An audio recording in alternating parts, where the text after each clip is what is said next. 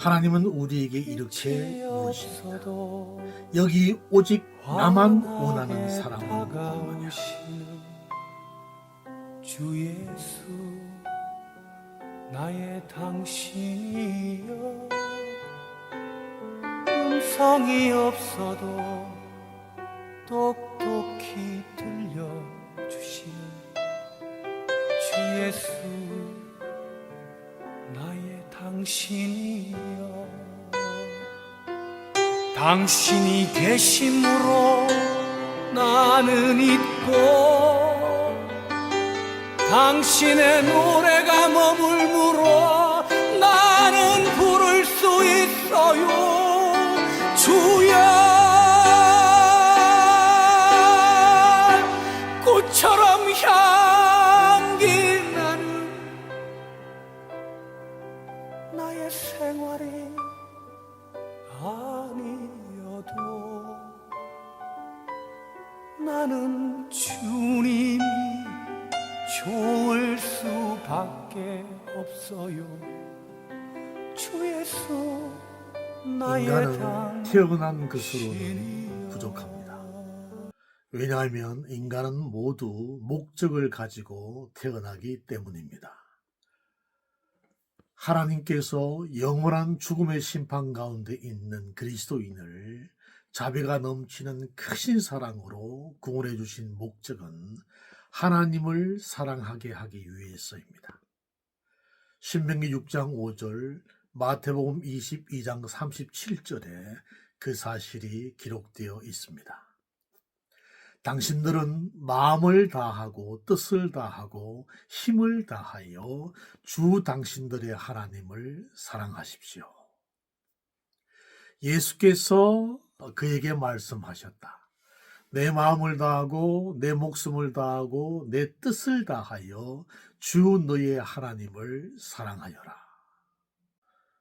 하나님이 사랑을 위해 우리를 구원하셨다는 사실은 율법의 핵심이 되는 십계명에 잘 나타나 있습니다. 십계명은 하나님 사랑에 대한 4가지 지침과 이웃 사랑에 대한 6가지 지침으로 구성되어 있습니다. 십계명의 제1명령은 출애굽기 20장 3절입니다. 너는 나 외에는 다른 신들을 내게 두지 말라. 하나님을 사랑하기 위한 첫 번째 수칙은 오직 하나님만을 섬기는 것입니다. 하나님이 우리에게 가장 먼저 원하시고 명령하시는 것은 오직 하나님만을 섬기는 것. 다른 말로 오직 하나님만을 사랑하는 것입니다. 그 이유는 천지를 창조하시고 온 우주를 지금 다스리시고 진리가 되신 하나님만이 유일하신 신이기 때문입니다. 나는 시작이요 마감이다. 나밖에 다른 신이 없다. 누가 나처럼 선언할 수 있으며 미래를 예고할 수 있느냐? 나를 누구와 견줄 수 있느냐? 만일 있다면 옛날 사람들에게 미래를 예고했듯이 그들에게 다가올 일들을 미리 말하여 보라고 하여라. 이사야 44장 6절 7절 세번역입니다. 이 세상의 신은 하나님밖에 존재하지 않습니다. 하나님을 섬기라는 명령은 유일신인 하나님의 정체성과 연결되어 있습니다. 신은 하나님 한 분이시기 때문에 하나님만 섬겨야 한다는 것은 합당한 명령입니다. 이스라엘 백성들이 하나님만을 직접 섬겨야 하는 이유는 하나님이 이스라엘 백성들을 종살이하던 출애굽에서 구원하셨기 때문입니다. 출애굽기 20장 20절, 나는 너희를 이집트 땅 종살이하던 집에서 이끌어낸 주 너희의 하나님이시다. 아멘. 하나님의 백성들이 하나님만을 섬겨야 하는 이유는 하나님이 우리를 구원해 주셨기 때문입니다. 우리의 구원자는 하나님이십니다. 그리스도인이 죽음에서 구원해 주신 하나님을 섬기는 것은 지극히 마땅한 일입니다. 하나님만을 섬기고 하나님만을 사랑했던 대표적인 구약의 인물이 아브라함입니다. 창세기 17장에서 아브라함에게 번성의 축복을 약속하셨던 하나님이 돌연 입장을 바꾸십니다. 번성의 축복은 아브라함이 100세 때 기적적으로 얻은 이삭을 통해서만 가능한데, 하나님은 이삭을 제물로 바치라고 아브라함에게 명령합니다. 변함도 없으시고 회전하는 그림자도 없으신 신실하신 하나님이 변심하셨음에도 불구하고 아브라함은 하나님의 명령에 아무 말 없이 묵묵히 순종합니다. 이삭을 모리아 산으로 데려가 제단의 장작 위에 묶어놓고 제물로 하나님께 바치기 위해 아브라함이 칼을 드는 순간 하나님의 말씀을 대언하는 천사의 다급한 음성이 들려옵니다. 창세기 22장 12절 세 번역입니다. 그때 주님의 천사가 하늘에서 그 아이에게 손을 대지 말아라. 그 아이에게 아무 일도 하지 말아라.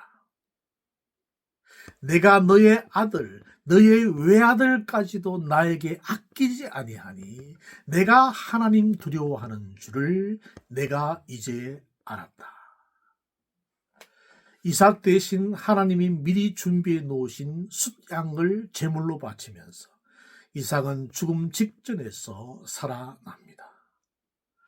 하나님은 이 사건을 통해 아브라함의 부활의 믿음과 100세 때 얻은 독자 사랑하는 이삭보다 하나님을 더 사랑하는 아브라함의 경외의 마음을 확인하셨습니다. 포스트 모더니즘 시대를 살아가는 사람들은 하나님이 사랑의 하나님이라면 다른 종교와도 손을 잡고 함께 나아가야 하지 않는가라는 생각을 합니다. 구원의 여러 경로를 인정하라는 다원주의 주장도 이런 맥락에서 나온 것입니다. 하지만 기독교는 배타적일 수밖에 없습니다. 하나님이 함께 손을 잡을 신이 존재하지 않기 때문입니다. 빛과 어둠이 영원히 공존할 수 없는 것처럼 하나님은 신이 아닌 대상들과 함께 공존할 수 없습니다. 빛은 영원히 빛이고 어둠은 영원히 어둠이고 하나님은 영원히 하나님이시고 사탄은 영원히 사탄입니다. 하나님을 사랑하기 위한 십계명의 두 번째 명령은 우상을 섬기지 않는 것입니다. 출애굽기 20장 4절 5절 너를 위하여 새긴 우상을 만들지 말고 또 위로 하늘에 있는 것이나 아래로 땅에 있는 것이나 땅 아래 물속에 있는 것에 어떤 형상도 만들지 말며 그것들에게 절하지 말며 그것들을 섬기지 말라. 하나님을 사랑하는 것은 우상을 섬기지 않는 것입니다. 하나님의 백성들은 하늘과 땅에 어떤 형상을 만들어서 그것에 절하며 섬기지 말아야 합니다. 우상 숭배는 기독교 신앙의 본질적인 문제이기 때문입니다. 우상은 하나님이 아니라 인간이 만든 하나님입니다. 인간의 내면에는 스스로 하나님이 되고자 하는 욕망이 도사리고 있습니다. 인류의 첫 인간인 아담과 하와가 마주한 첫 번째 시험이 하나님처럼 되라는 사탄의 유혹이었습니다. 너희가 그것을 먹는 날에는 너희 눈이 밝아져 하나님과 같이 되어 선악을 알 줄 하나님이 아심이니라. 창세기 3장 5절의 사탄의 유혹에 아담과 하와는 결국 하나님이 금지하신 선악과를 따먹고 맙니다. 이 사건으로 모든 인류의 마음에 죄의 씨앗이 심겨졌습니다. 죄의 본질은 사탄이 아담과 하와를 미혹한 하나님처럼 되라는 것입니다. 오늘 이 시대에도 수많은 사람이 너도 하나님처럼 될 수 있다는 사탄의 유혹에 직면해 있습니다. 포스트 모더니즘 시대를 사는 인간들은 자신들이 하나님이라고 스스로 주장합니다. 자신들이 생각하고 자신들이 결정하고 자신들이 살고자 하는 인생을 하나님이라도 간섭할 수 없다는 것입니다. 우상숭배의 절정입니다. 우리 주위에 얼마나 많은 종교가 있고 얼마나 많은 교주들이 있고 얼마나 많은 점술가들이 있습니까? 마태복음 24장에는 말세의 거짓 그리스도와 거짓 예언자들이 큰 표징과 기적을 일으키면서 자신들을 그리스도라고 말하면서 사람들을 미혹할 것이라는 예수님의 경고가 기록되어 있습니다. 왜 사탄은 지금도 불의한 속임수로 사람들을 속이고 있을까요? 사단이 온갖 술책으로 멸망할 자들을 미혹하는 것은 구원을 막기 위해서입니다. 바울은 데살로니가 후서 2장 10절에서 사람들이 구원에 이르지 못하는 이유를 이렇게 설명합니다. 또 온갖 불의한 속임수로 멸망을 받을 자들을 속일 것입니다. 사탄이 그렇게 한다는 얘기죠. 그것은 멸망을 받을 자들이 자기를 구원하여 줄 진리에 대한 사랑을 받아들이지 않기 때문입니다. 사단이 온갖 술책으로 사람들을 미혹하는 것은 사람들을 구원하는 진리의 사랑을 알지 못하게 하기 위해서입니다. 진리를 알지 못하기 위해서 진리가 아닌 우상을 등장시키고 우상들의 가르침을 세상에 퍼뜨리는 것입니다. 즉 그리스도는 진리의 사랑을 막기 위해 사탄이 만들어낸 모든 존재를 말합니다. 정말 목회가 어려운 시대를 살고 있는데 한 개척교회 목사님이 목회가 너무너무 안 되니까 남몰래 점쟁이를 찾아갔다고 합니다. 점집에 문을 열고 들어서는 순간 그 점쟁이가 목사님을 보고 이렇게 말했다고 합니다. 아니 목사가 하나님께 묻지 않고 왜 나를 찾아왔느냐.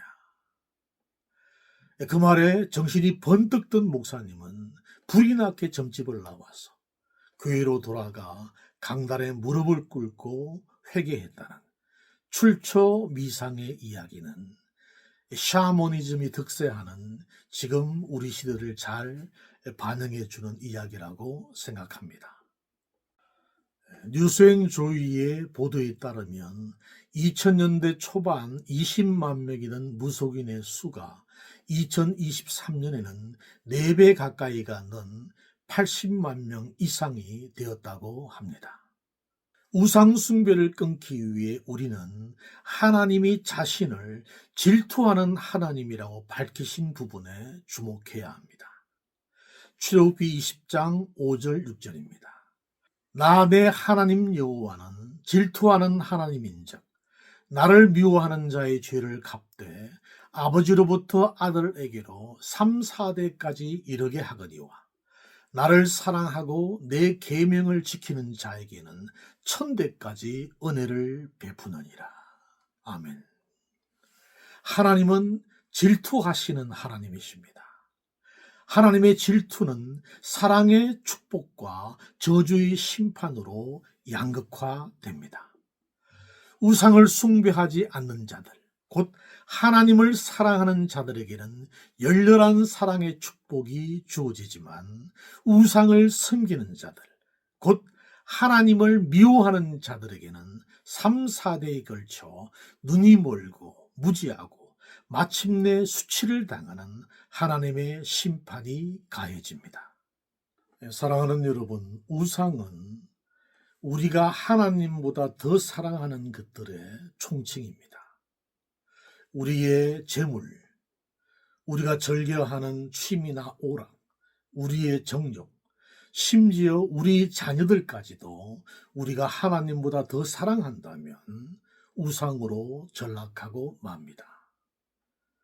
우상이 허상이라면 우상을 쫓는 자들의 인생도 허상이 된다는 사실을 우리가 명심해야 합니다. 하나님만을 사랑하는 또 하나의 십계명의 명령은 하나님의 이름을 망령되이 부르지 말라는 것입니다. 십계명의 제3계명, 너는 내 하나님 여호와의 이름을 망령되게 부르지 말라. 여호와는 그의 이름을 망령되게 부르는 자를 죄 없다 하지 아니하리라. 출애굽기 20장 7절입니다.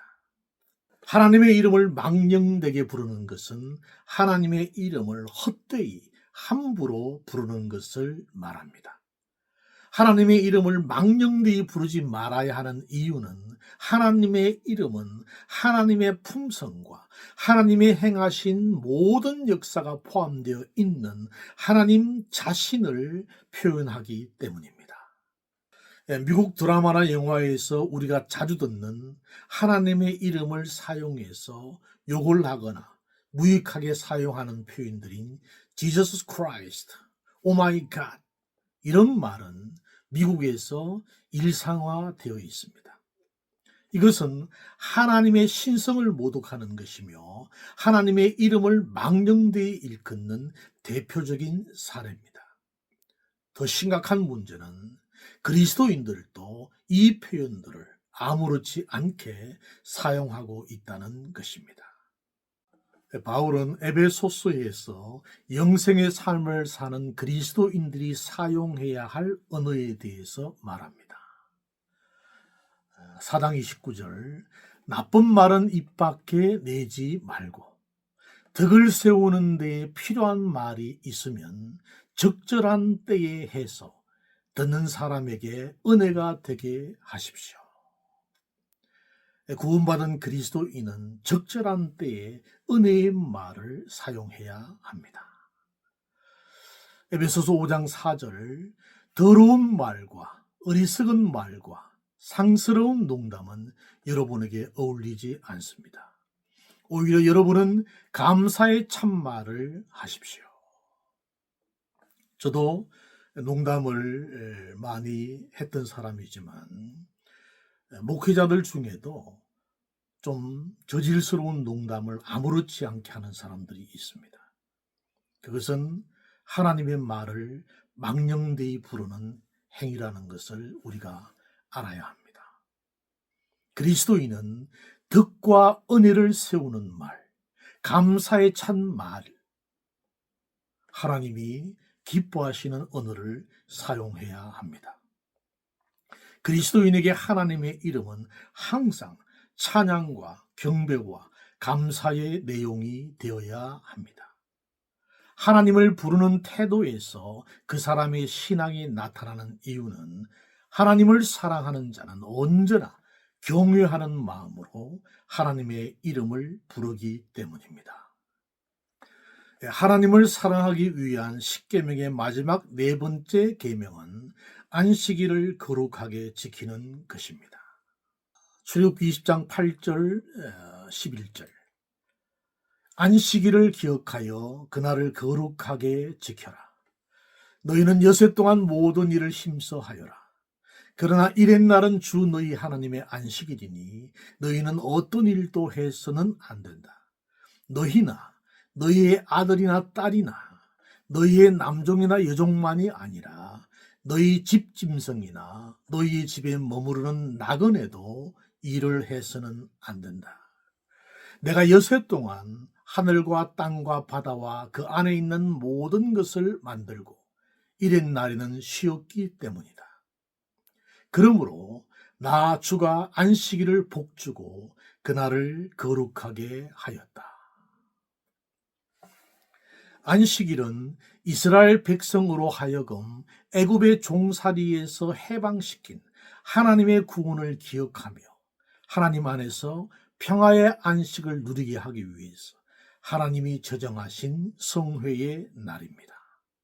우리가 2부에서 이미 다룬 것처럼 구약시대의 안식일은 율법의 완성으로 말미암아 모든 날의 사랑의 예배로 완성되었습니다. 안식일을 제정하신 하나님의 의도는 우리가 거룩한 안식일을 숭배하는 것이 아니라 우리가 살아가는 모든 시간, 모든 장소에서 우리를 구원하신 하나님의 은혜를 기억하며 하나님을 사랑하는 것입니다. 교회의 공식적인 예배는 물론이고 우리가 있는 어디서나 하나님의 구원의 은혜를 기억하면서 하나님이 우리를 구원해 주신 십자가의 사랑으로 우리 이웃을 사랑하는 삶이 안식일의 완성이고 하나님을 사랑하는 삶의 모습입니다. 하나님을 열정적으로 사모하는 것으로 소문나 있는 토미 테니가 자신의 저서 다윗의 장막에서 자신의 사랑스러운 6살 난 딸 안드레아를 우리에게 소개합니다. 그 이유는 하나님이 우리에게 원하시는 것이 무엇인지 확실하게 보여주기 위해서입니다. 한 번은 막내딸이 6살일 때 집에 있는데 흔들의자에 앉아 있는 내 무릎으로 기어 올라왔다. 나 좀 봐, 아빠. 그리고는 내게 키스를 퍼부었다. 애들이 그렇게 행동할 때는 보통 뭔가를 원하기 때문이라는 눈치를 채한 토미 테니는 딸을 꼭 껴안고 물어보았다. 안드레아, 뭘 원해? 그러자 안드레아가 말했다. 아무것도 아니야. 난 그냥 아빠만 있으면 돼. 자, 정말 뭘 원하지? 3번이나 안드레아에게 토미 테니가 물었지만 그때마다 안드레아는 아무것도 아니야. 아빠만 있으면 돼. 라는 말을 반복했다. 결국 나는 안드레아를 태우고 큰 장난감 가게 앞에 차를 세웠다. 좋아, 우리 딸. 이 가게 절반이라도 원하면 말해. 뭐든지 갖고 싶은 것 다 집어봐. 사랑하는 여러분, 하나님은 우리에게 이렇게 물으십니다. 여기 오직 나만 원하는 사람은 없느냐? 하나님이 우리에게 묻는 가장 중요한 질문은 사랑의 질문입니다.